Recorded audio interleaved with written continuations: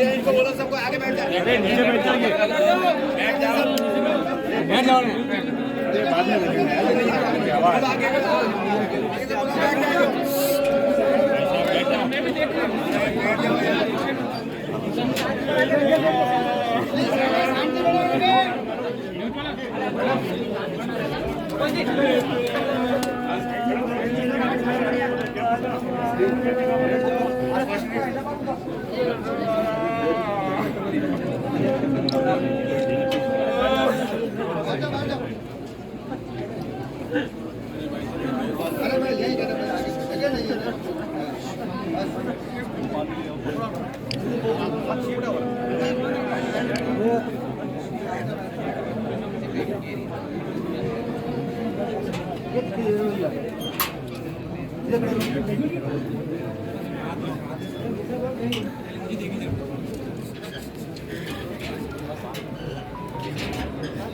देखिए शूटिंग के बाद पापा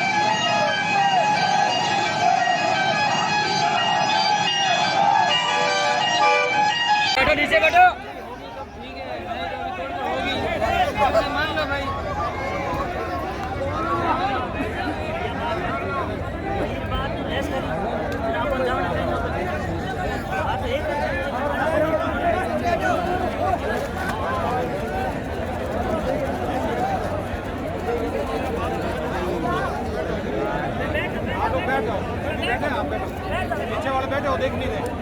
आप इनके आगे मत खड़े हो। आगे आगे से बैठ जाओ, ये बहुत से बैठ जाओ भैया, बहुत बैठ जाओ। मैं देखी जी नहीं यार, ये आगू बैठ नहीं हुआ है।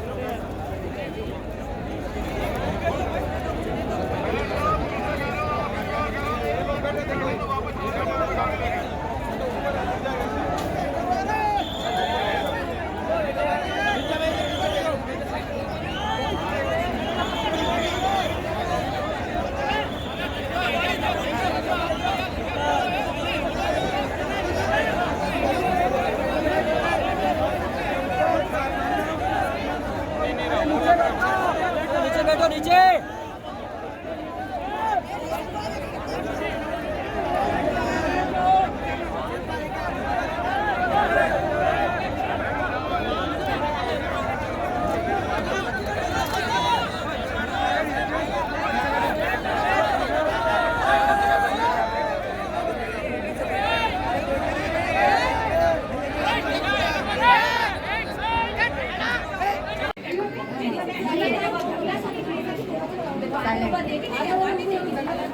बस साइलेंट। आप लोग थोड़ा पीछे देखो।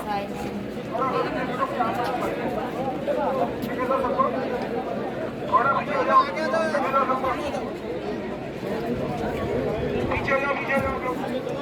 थोड़ा पीछे हो जाओ, जगह दे दो। हम अपनी भाई से पीछे।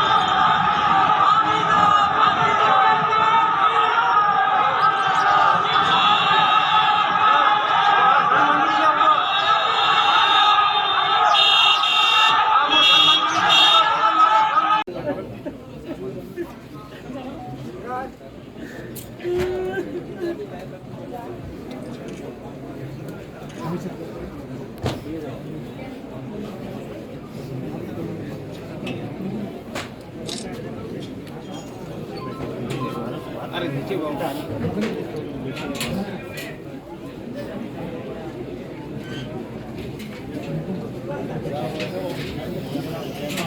नीचे बैठ जाओ में लाग रही है बैठ जाओ ना यार बैठ जाओ यार बताया तो कोई हमने कब आप खड़ा बात करते हो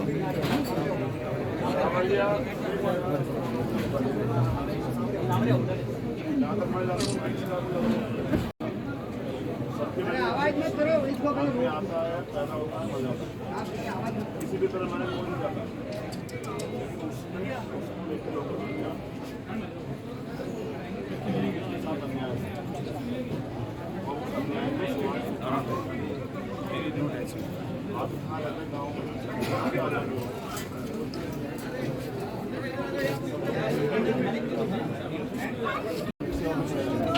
आप आवाज लगा के देखो मैं आपको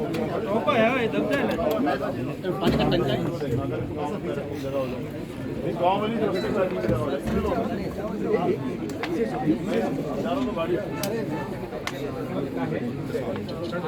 तो किस लिए क्योंकि वो अधिकार किसी को भारतीय संविधान ने हमें बराबर का सम्मान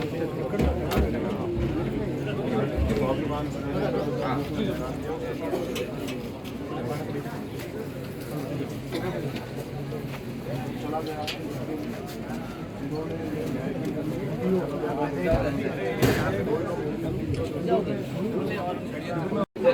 फिर नीचे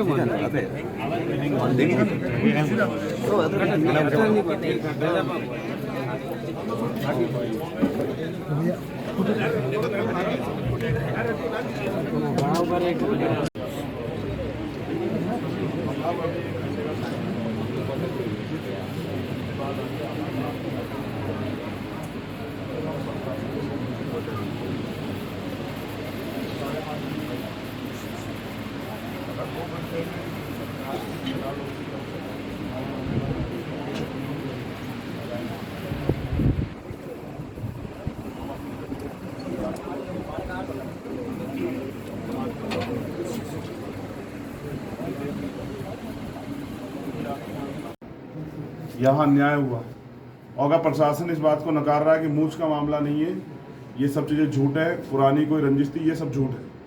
सच ये है कि जब 2 साल पहले भी जो झगड़ा हुआ था वो भी इसी बात पे हुआ था कि वो जो दूसरे लोग विपक्ष के लोग यहाँ हैं जिनको हम आज सामंती के रूप में कह रहे हैं, वो लोग सिर्फ जितने से इस बात पे लड़े कि उसको ये उन्होंने कहा कि गर्दन आंखें नीचे कर। वो यहाँ हमारे लोगों को आंख उठा के देखना पसंद नहीं करते। और मुझे यहाँ आके पता लगा कि ये पाली वो जिला है जिसमें आज भी पुरोहितों के घर के सामने से हमारी महिलाएं जो है ना वो चप्पल और जूते हाथ में लेके जाती हैं। कई गांव यहाँ ऐसे जहाँ से मोटरसाइकिल से नहीं गुजर सकते हैं वंचित वर्ग के लोग। ये आज़ाद भारत है, अगर किसी को लगता है कि ये गुलामी यहाँ चलेगी तो नहीं चलेगी। और इस पर जो भी चुप है वो अन्याय को सह रहा है, वो गुलाम है। हम गुलाम नहीं है, ये अन्याय यहाँ से बंद होगा। आज हम लोग यहाँ इसलिए हैं कि परिवार का जो दुख था उसको बांट सके और भविष्य में यहाँ ये इस तरह की घटनाएं दोबारा ना हो, इस पर ठोस कदम उठ सके। यहाँ के अधिकारियों से मेरी बात हुई, एक ज्ञापन पत्र है जो दिया गया था, अभी उसमें कई मांगों पे सकारात्मकता है। जो मांगों पे सरकार की तरफ से अभी तक जानकारी नहीं मिली उन पे हम उच्च अधिकारियों से बात करेंगे। और मेरा ये प्रयास रहेगा, जो हमारी मांग है, परिवार की नहीं, परिवार की एक ही मांग है कि उनको न्याय मिले, लेकिन परिवार के भविष्य के लिए हमारी कुछ मांगे वो हमने रखी सरकार के सामने प्रशासन के जरिए। मेन मांग क्या है? मेन मांग ये है कि सबसे पहले परिवार की सुरक्षा व्यवस्था सुनिश्चित, उनको लाइसेंस दिए जाएं, क्योंकि ये तो बहुत सारे लोग तो सह रहे हैं, ये परिवार नहीं सह पा रहा था, इसने सामना किया तो इनको अपने बच्चे की जान खोनी पड़ी। और प्रशासन अगर सक्रिय होता, सरकार पुलिस पहले सक्रिय होती तो ये घटना होती नहीं। 3 दिन से वो लोग उसका पीछा कर रहे थे, उस घटना में अकेले 2 लोग नहीं है वो, और भी बहुत सारे लोग हैं जिन्होंने रेखी की रास्ता बंद किया, उनकी मदद की, वो सब लोग भी दोषी हैं। पुलिस उनकी जांच करे, उन सब लोगों को अरेस्ट करे और उन पर कार्रवाई करे। उसके बाद फास्ट ट्रैक कोर्ट में मुकदमा चले कि दोबारा ये लोग बाहर ना आ पाए और बाहर आके फिर किसी परिवार के व्यक्ति को नुकसान ना पहुंचा दे। हमारे परिवार की यहाँ पे सुरक्षा सुनिश्चित की जाए और यहाँ से अलग जो गवाह और वो लोग हैं उनकी सुरक्षा सुनिश्चित की जाए। बड़ा सवाल ये है कि जो अन्याय, यहाँ एक चौकी की मांग थी, वो लगभग जानकारी में कि उसको पूरा किया गया है। परिवार को एक सरकारी नौकरी मिले और परिवार को, हमारी मांग है 50 लाख रुपए का मुआवजा मिले। अगर सरकार 50 लाख का मुआवजा और नौकरी की घोषणा नहीं करती है तो आप क्या करेंगे? कौन सी सरकार नहीं करती है? राजस्थान सरकार अगर तो राजस्थान सरकार को हम ये बताएंगे कि हम मांगने के लिए नहीं आए हैं, यहाँ बताने के लिए आए कि हमें चाहिए। और मुख्यमंत्री अगर तानाशाह तो ना कर दें कि हम नहीं देंगे, अगर हमसे ली जाएगी तो ले लेंगे। हम जनता हैं और हमें अपने अधिकारों का पता है, ये अधिकार हमें मुख्यमंत्री संविधान ने दिए। और मुझे तो शर्म आ रही है कि इस सामंतवादी व्यवस्था को मुख्यमंत्री भी स्वीकार करते हैं, तभी वो चुप है इन मामलों पे। ये राजस्थान भारत का हिस्सा है, हम इस सामंती व्यवस्था को, इसकी जड़ों को काट देंगे। ये प्रशासन की तरफ से अभी तक क्या कार्रवाई की गई? प्रशासन की तरफ से उस मांगों में कुछ मांगों पे स्वीकारता दी गई है।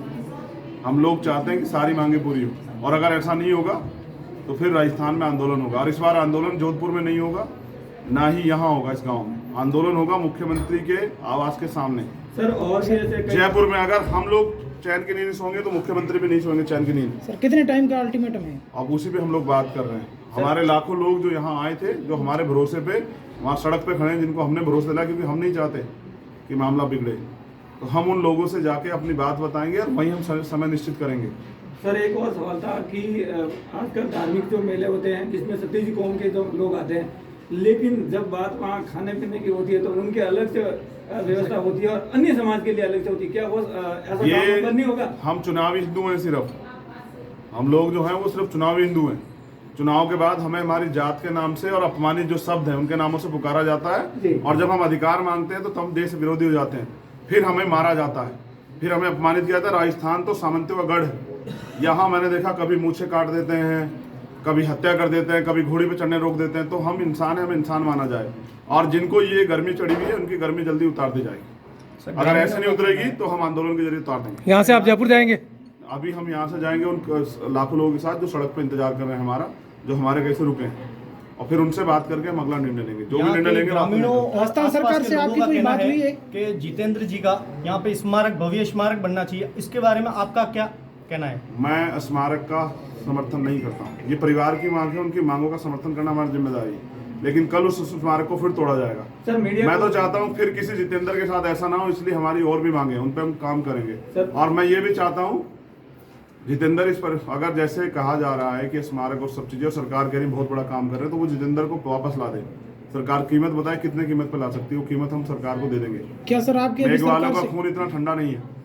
यहाँ पर जहाँ यूपी में बात कहे तो भीमसेना बहुत ही आक्रामक तरीके से या फिर हर तरीके से देखे तो कैपेबल है, लेकिन राजस्थान में आकर यहाँ पे दम की तोड़ देती है। किसने क्या दिया है? ज्यादातर सुना है गाँवों में ऐसी माहौल होता रहता है। हाँ, वहाँ से ज्यादा लोग जुड़े नहीं। अब हम हर गाँव तक भीम आर्मी को यहाँ पहुँचाएंगे, हर अंतिम गांव तक पहुंचाएंगे, और उसके जरिए जो भी अन्याय होता है, जो छिप जाता है, उसको छिपने नहीं देंगे।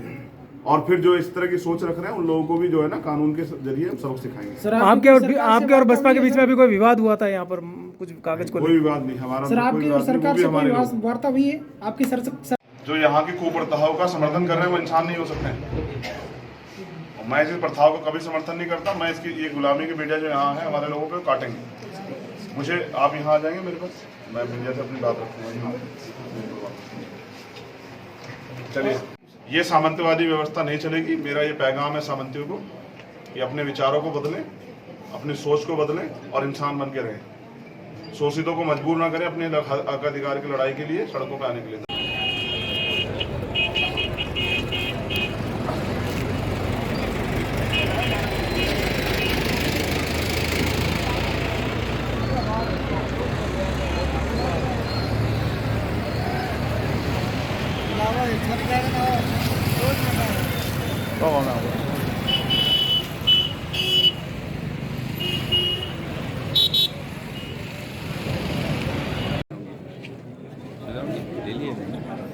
तो 4 घंटे का बनेगा तो और ठीक रहेगा ना।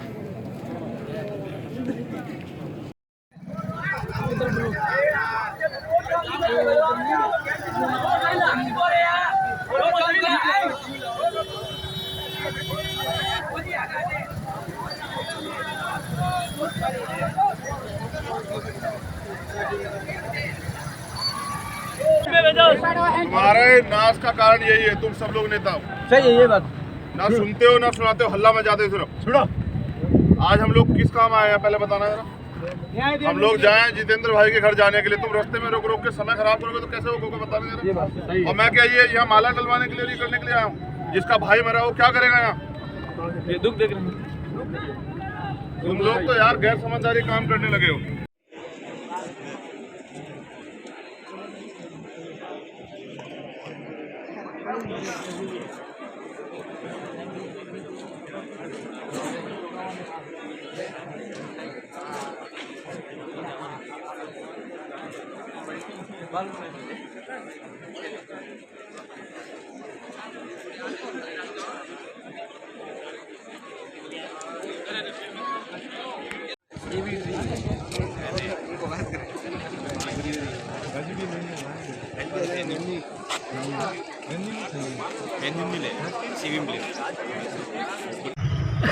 अगर अशोक गहलोत का दिमाग खराब हो गया ना तो एक दिन में दिमाग ठीक कर देंगे। अशोक गहलोत को पता लग जाएगा क्यों।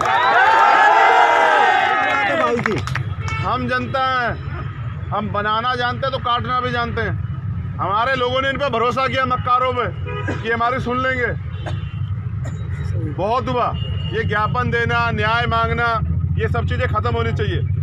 मांगने वाला भिखारी होता है, तुम इन्हें बनाने वाले हो। जिन्होंने जो बनाना है बनाता है वो मालिक होता है। समझ